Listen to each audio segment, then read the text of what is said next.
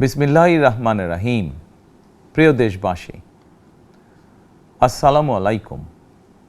শুরুতেই মহান আল্লাহর দরবারে শুকরিয়া আদায় করছি। হাজারো শহীদের প্রাণের বিনিময়ে আমরা দেশ এবং জনগণের স্বাধীনতা, সার্বভৌমত্ব রক্ষা করতে পেরেছি। তাবেদার মুক্ত বাংলাদেশে জনগণের ভোটে জনগণের কাছে জবাবদিহিমূলক একটি নতুন সরকার যাত্রা শুরু করেছে।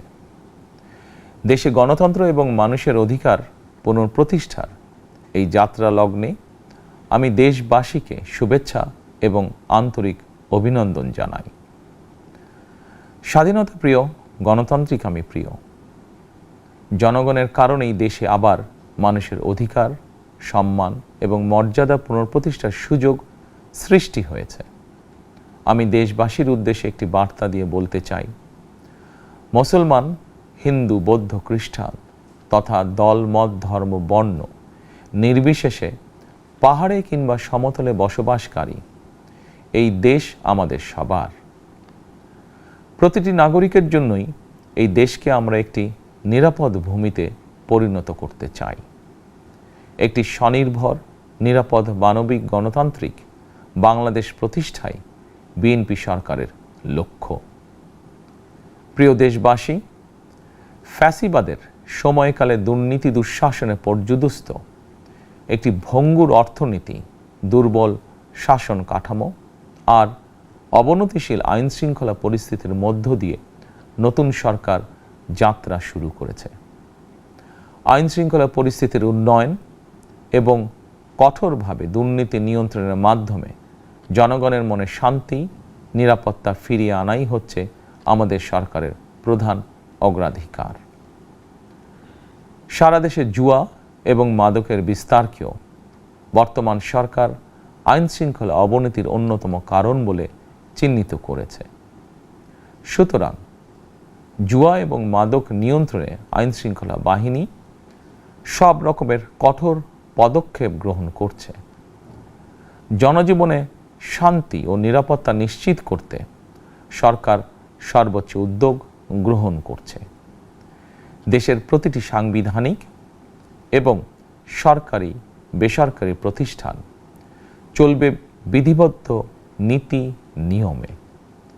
দলীয় কিংবা রাজনৈতিক প্রভাব, প্রতিপত্তি অথবা জোর জবরদস্তি নয়। আইনের শাসনই হবে রাষ্ট্র পরিচালনার শেষ কথা। প্রিয় দেশবাসী, আগামীকাল থেকেই সারা দেশে শুরু হতে যাচ্ছে পবিত্র মাহে রমাদান। আমি দেশবাসীকে পবিত্র মাহে রমাদানের শুভেচ্ছা জানাই। রমাদান আত্মশুদ্ধির মাস। আমরা যদি আত্মশুদ্ধি শব্দটির মর্মার্থ উপলব্ধি করি, তাহলে এই মাসে মানুষের ভোগান্তি বাড়ার কথা নয়। যদিও আমাদের অনেকের মধ্যেই এই মাসটিকে ঘিরে ব্যবসায় অধিক মুনাফা লাভের প্রবণতা লক্ষণীয়। আপনাদের প্রতি আমার বিনীত আহ্বান, রমাদানের পবিত্রতা রক্ষার্থে এই মাসটিকে আপনারা ব্যবসা মুনাফা লাভের মাস হিসাবে পরিগণিত করবেন না। দ্রব্যমূল্য যাতে সাধারণ মানুষের নাগালের বাইরে না যায়, এ ব্যাপারে ব্যবসায়ীরা দয়া করে সতর্ক থাকবেন। হাজারো প্রাণের বিনিময়ে একটি মাফিয়া সিন্ডিকেটের পতন ঘটিয়ে রাষ্ট্র এবং সরকারের জনগণের অধিকার প্রতিষ্ঠার অঙ্গীকার নিয়েই আমরা রাষ্ট্র পরিচালনার দায়িত্ব গ্রহণ করেছি। বিএনপি সরকার সকল ক্ষেত্রেই অনাচার অনিয়মের সকল সিন্ডিকেট ভেঙে দিতে বদ্ধপরিকর ইনশাআল্লাহ। ক্ষুদ্র, মাঝারি কিংবা ছোট বড় সকল ব্যবসায়ীদের প্রতি বর্তমান সরকারের দৃষ্টিভঙ্গি সহজ এবং স্পষ্ট।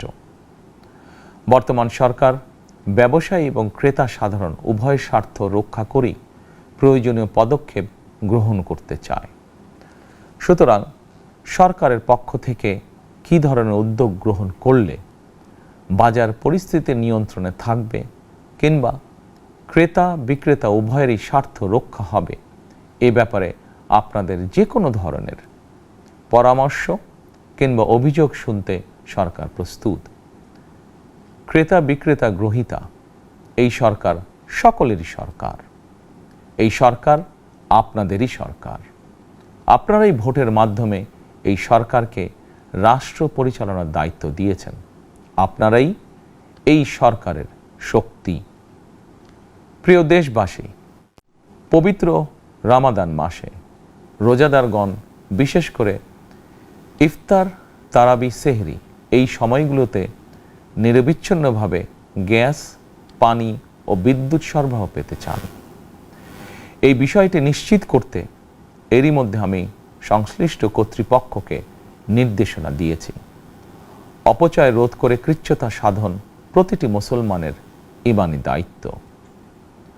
অফিস আদালতে বিনা প্রয়োজনে কিংবা প্রয়োজনের অতিরিক্ত গ্যাস, বিদ্যুৎ, পানি খরচের ব্যাপারে সচেতনতা অবলম্বন করাও ইবাদতেরই অংশ বলেই আমি মনে করি। দেশের সকল সরকারি বেসরকারি কর্মকর্তা কর্মচারী এবং জনসাধারণের প্রতি কৃচ্ছ্রতা সাধনের আহ্বান জানানোর আগে আমি সরকারের মন্ত্রী এবং বিএনপি সংসদ সদস্যদেরকে দিয়েই একটি দৃষ্টান্ত স্থাপন করতে চেয়েছি। বিএনপির সংসদীয় দলের প্রথম সভাতেই আমরা সিদ্ধান্ত নিয়েছি, বিএনপি থেকে নির্বাচিত কোনো সংসদ সদস্য সরকারি সুবিধা নিয়ে ট্যাক্স ফ্রি গাড়ি আমদানি করবেন না এবং প্লট সুবিধাও নেবেন না। আমি আপনাদের সামনে বলেছিলাম, রাষ্ট্র পরিচালনার সুযোগ পেলে বিএনপি সরকার মহানবীর ন্যায়পরায়ণতার আদর্শ অনুসরণ করবে। আমি মনে করি বিএনপির সংসদীয় দলের এই সিদ্ধান্ত ন্যায়পরায়ণতার আদর্শেরই একটি অন্যতম প্রতিফলন। প্রিয় দেশবাসী, বিভাগীয় শহরগুলিতে বিশেষ করে রাজধানী ঢাকায় যানজট অত্যন্ত নিয়ন্ত্রণহীন। হাটে মাঠে ঘাটে, অফিস আদালতে জনগণের ভোগান্তির শেষ নেই। জনজীবনের নানা ক্ষেত্রে জনদুর্ভোগ লাঘব করা না গেলে জনমনে স্বস্তিও ফিরবে না। রাজধানীতে জনসংখ্যার চাপ কমাতে বিকল্প ব্যবস্থা গ্রহণ করা জরুরি হয়ে পড়েছে। মানুষ তার নিজ জেলায় কিংবা নিজের বাসা বাড়িতে থেকেও যাতে সহজভাবে সঠিক সময়ে অফিস, আদালত, ব্যবসা বাণিজ্য করতে পারেন, সেই লক্ষ্যকে সামনে রেখেই সারা দেশে রেল যোগাযোগ ব্যবস্থা ঢেলে সাজানোর উদ্যোগ নেওয়া হচ্ছে। এই পরিকল্পনার অংশ হিসাবে প্রথমেই রেল, নৌ, সড়ক এবং সেতু মন্ত্রণালয়ের কার্যক্রম পুনর্বিন্যাস ও সমন্বয় করা হচ্ছে।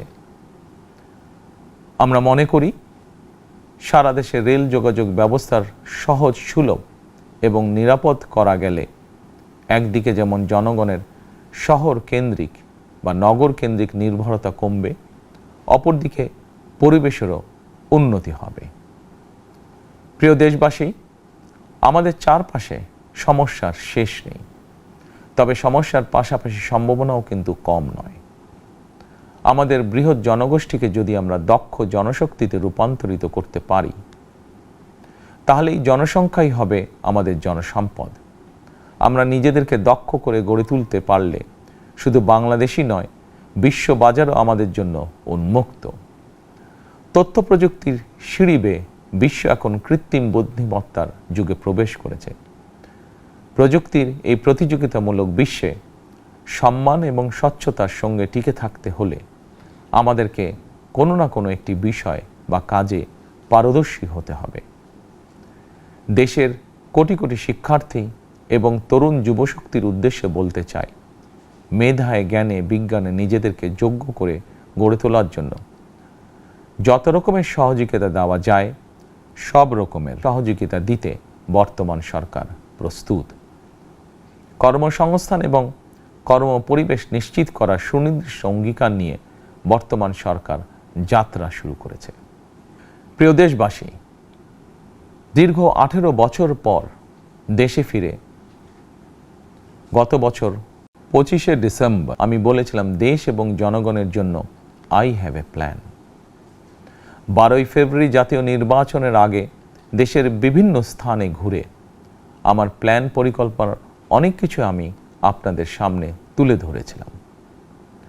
আপনারা স্বাধীনতার ঘোষকের প্রতিষ্ঠিত দল বিএনপিকে ভোট দিয়ে রাষ্ট্র পরিচালনার দায়িত্ব দিয়েছেন, সকল পরিকল্পনা বাস্তবায়নের সুযোগ দিয়েছেন। এখন এই সুযোগকে কাজে লাগিয়ে সকল অঙ্গীকার পূরণ করার দায়িত্ব বিএনপি সরকারের। আমরা আমাদের পরিকল্পনা এবং প্রতিশ্রুতি বাস্তবায়নের কাজ শুরু করে দিয়েছি ইনশাআল্লাহ। অঙ্গীকার পূরণের এই যাত্রাপথে আমরা ভবিষ্যতের দিনগুলোতেও আপনাদের অব্যাহত সমর্থন প্রত্যাশা করি। প্রিয় দেশবাসী, সরকার প্রধান হিসাবে আমি দেশবাসীর উদ্দেশ্যে একটি বিষয়ে প্রতি দৃষ্টি আকর্ষণ করে বলতে চাই। নবগঠিত সরকার গঠনের সুযোগ দিতে যারা বিএনপিকে ভোট দিয়েছেন কিংবা দেননি অথবা কাউকেই ভোট দেননি, এই সরকারের প্রতি আপনাদের সবার সমান অধিকার। বিএনপি সরকার বিশ্বাস করে দল মত ধর্ম দর্শন যার যার, রাষ্ট্র সবার। এই দেশে এই রাষ্ট্রে একজন বাংলাদেশী হিসাবে আপনার আমার আমাদের প্রতিটি বাংলাদেশী নাগরিকের অধিকার সমান। প্রিয় দেশবাসী, আল্লাহ আমাদের সবাইকে নিরাপদ এবং সুস্থ রাখুন। আল্লাহ আমাদের সকলকে ইতিবাচক পরিকল্পনাগুলো বাস্তবায়নের তৌফিক দিন। পবিত্র রমাদান মাস শুরুর শুভ লগ্নে আল্লাহর দরবারে এই নিবেদন রেখে আমার বক্তব্য শেষ করছি। আল্লাহ হাফেজ। বাংলাদেশ জিন্দাবাদ।